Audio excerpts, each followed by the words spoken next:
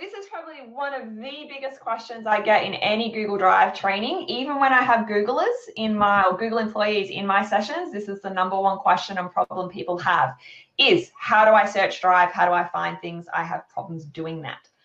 So your friend in Google Drive needs to be this little button on the right-hand side, which is the search button, the drop-down advanced search button. If you're just putting words in the search box and pushing enter, you're just kind of like, you know, having a lucky dip. What's going to come up, right? That's the worst way to search, just popping a word in there and pushing enter. I find the best way to search is to click this little arrow and use your advanced search options. And I'm going to get to that follow-up one in a minute. But before I get there, top tips. If you know what kind of file you're looking for, actually select that type of file from the drop-down, because that's super important in terms of filtering stuff out.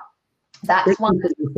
Just on that. Sorry, yeah. When you're looking at file type, how it comes up with document, does that search for Word and Google Docs? Sure does. Yeah, both.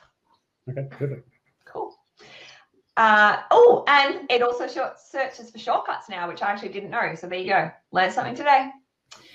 Other things, just little terms in things of date modified. Like I always say to people, when you're searching Drive, if you pop in a keyword, keep in mind it's searching everything everywhere across all time that you've been using Google Drive, which like for our company is many, many years. So if you just want something that you've been working on recently, then actually choose a time frame, and that will cut out a whole lot of other search results.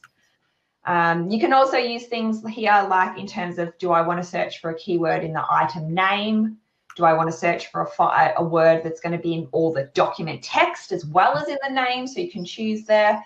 And then as you wanted me to point out, Mike, this option down here, follow up, you can actually pop in here and find documents that you have action items in. So that's when someone's used that little assign. You can also use it to find documents where people have made suggestions using that comment suggestion tool I showed you about earlier as well. Well, there's an aha moment for me. Yeah, perfect. So the amount of times that I know that I've had people comment or actions on a doc, and then I'm sort of trying to think or scraping through my email trying to find the tag. So now I don't need to do that. I can just go straight there and prioritize my to-dos. That's awesome.